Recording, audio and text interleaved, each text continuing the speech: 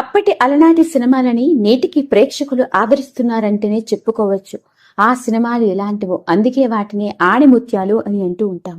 అలా అప్పట్లో అంటే 1950, 60ల్లో సినిమా రంగంలో వచ్చిన మార్పులు, ముఖ్యంగా ఎన్నో అద్భుతమైన కళాఖండాలు లాంటి సినిమాలను కనుక అందించిన గొప్ప గొప్ప నటులు, మహా గొప్ప నటుల గురించి ఎన్నోసార్లు మాట్లాడుకున్నాం. అయితే ఈరోజు నేను మీ ముందుకు తీసుకొస్తుంది ఎలాంటి ఇంకొక గొప్ప నటుడి గురించి. ఈ నటుడి గురించి ఎంత మాట్లాడుకున్నా తక్కువే.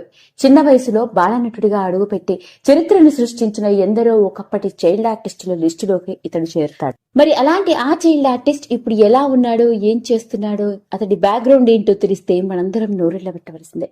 మరి ఇంతకీ విషయంలోకి వెళ్తే, ఆ చైల్డ్ ఆర్టిస్ట్ గురించి పరిచయం ఎలా చెప్పాలి అంటే ఓ పాటతో చెప్తాను. ఇదిగో ఇలా. పచ్చని చెట్టు ఒకటి, వెచ్చని చిలకలు రెండు, పాటలు పాడి జో కొట్టాలి జో జో జో. మరి అలాంటి ఒకప్పటి చైల్డ్ ఆర్టిస్ట్ రాజ్ కుమార్ వ్యక్తిగత మరియు సినీ ప్రయాణ విషయంలోకి వెళ్తే, తన 6 ఏళ్ల వయసులో చైల్డ్ ఆర్టిస్ట్ గా కన్నడ చిత్రసీమ రంగం ద్వారా పరిచయం అవడం జరిగింది. నిజానికి రాజ్ కుమార్ అసలు పేరు యోగేంద్ర కుమార్. ఇక ఇతడి తండ్రి పేరు హనుమంతాచారి. ఇతడి తండ్రి కూడా కన్నడ చిత్రసీమ రంగంలో ఒకప్పటి స్టార్ కమేడియన్. తండ్రి నటుడు కావడంతో రాజ్ కుమార్ కి చిన్న వయసులోనే అంటే 6 ఏళ్ల వయసులోనే చైల్డ్ ఆర్టిస్ట్ గా కన్నడ చిత్రసీమ రంగం ద్వారా అడుగు పెట్టడం జరిగింది. 6 ఏళ్ల వయసులో అతడు కన్నడలో నటించిన సినిమా చైల్డ్ ఆర్టిస్ట్ గా మంచి గుర్తింపును తెచ్చిపెట్టడం మాత్రమే కాదు, వరుస సినిమా అవకాశాలు. ఇలాంటి నేపథ్యంలోనే తమిళ్లో రాము సినిమాలో టైటిల్ పాత్ర పోషించే అవకాశం రావడం జరిగింది. జమినీ గణేశన్ నటించిన ఈ సినిమాలోని రాము పోషించిన పాత్ర అప్పట్లో ప్రేక్షకులందరినీ ఎంతగా కదిపివేసిందో మనందరికీ తెలిసిందే. అలా ఆ సినిమా బ్లాక్ బస్టర్ హిట్ అవ్వడం మాత్రమే కాదు, బెస్ట్ చైల్డ్ ఆర్టిస్ట్ గా నేషనల్ అవార్డు ని కూడా అందుకున్నాడు. ఇలాంటి సమయంలోనే ఆ సినిమాని నిర్మించిన ఏవిఎం సంస్థ వారు అదే పేరుతో తెలుగులో కూడా రాము సినిమాని తీయడం జరిగింది. ఇక ఈ సినిమాలో నందమూరి తారక రామారావు గారు మరియు రాము కూడా ఉంటారు. ఇక తెలుగులో వచ్చిన రాము సినిమా బ్లాక్ బస్టర్ హిట్.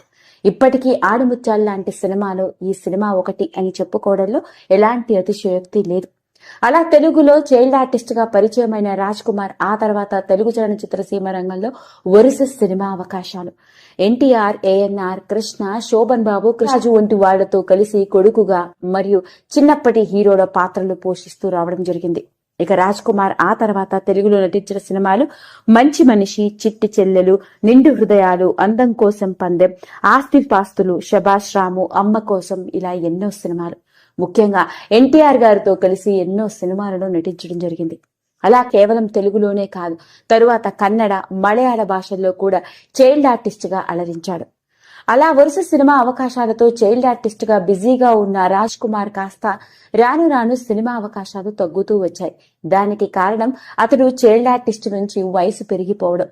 మరి అలాంటి ఆ ఒకప్పటి చైల్డ్ ఆర్టిస్ట్ రాజ్ కుమార్ ఇప్పుడు ఎలా ఉన్నాడో, ఏం చేస్తున్నాడో, అతడి ఫ్యామిలీ ఏంటో తెలిస్తే ఆశ్చర్యపోవలసిందే.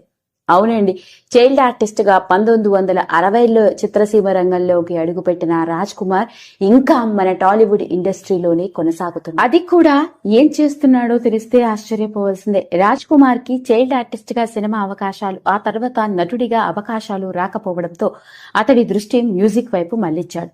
చిన్నప్పటి నుంచి తండ్రి రంగస్థల నటుడు, సినిమా నటుడు అవ్వడంతో అతడికి మ్యూజిక్ మీద కూడా ఆసక్తి ఉంది. ఆ విధంగా మంచి మ్యూజిక్ ఇన్స్ట్రుమెంట్స్ నేర్చుకుంటూ మ్యూజిషియన్ గా గుర్తింపు సంపాదించుకున్నాడు. ఇతడు ఎంత ఫేమస్ మ్యూజిషియన్ అంటే, మన ఫిల్మ్ ఇండస్ట్రీలో అకార్డియన్ కానీ కాంగోని కానీ ప్లే చేయాలి అంటే ఇతడి తర్వాత ఎవరైనా. అలా స్టార్ మ్యూజిషియన్ గా, ముఖ్యంగా ఇన్స్ట్రుమెంట్స్ ను ప్లే చేసే మ్యూజిషియన్ గా మన టాలీవుడ్ ఇండస్ట్రీలో బ్లాక్ బస్టర్ హిట్స్ అందించిన ప్రతి సినిమాకి పనిచేసింది ఎవరో కాదు, ఆ ఒకప్పటి చైల్డ్ ఆర్టిస్ట్ రామునే. ఇక ఇతడు మ్యూజిక్ అందించిన సినిమాల గురించి మాట్లాడుకున్నట్లయితే, మ్యూజికల్ బ్లాక్ బస్టర్ హిట్ అయిన ఉప్పెన సినిమాలోని నీ నవ్వు నీలి సముద్రం కావచ్చు, డమరుకం కావచ్చు, మురారి సినిమాలో ఎక్కడ ఉందో అంతెందుకు, బ్లాక్ బస్టర్ హిట్ అయిన పాన్ ఇండియా మూవీ పుష్ప సినిమాలో సామి పాట, ఇలా తెలుగులో ఈ మధ్య కాలంలో వచ్చి బ్లాక్ బస్టర్ హిట్స్ అయిన సినిమాలకి మ్యూజిక్ ని కంపోజ్ చేస్తున్నాడు.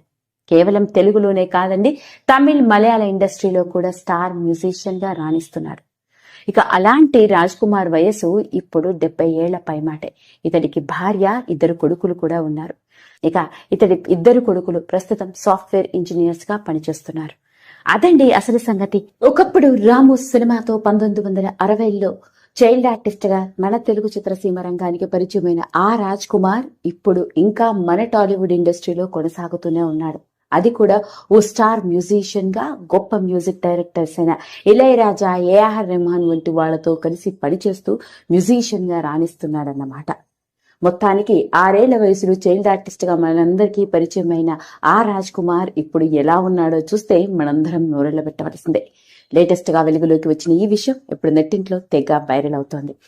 వీడియో కనుక మీకు నచ్చినట్లయితే లైక్ చేయండి, షేర్ చేయండి, సబ్స్క్రైబ్ చేసుకోండి.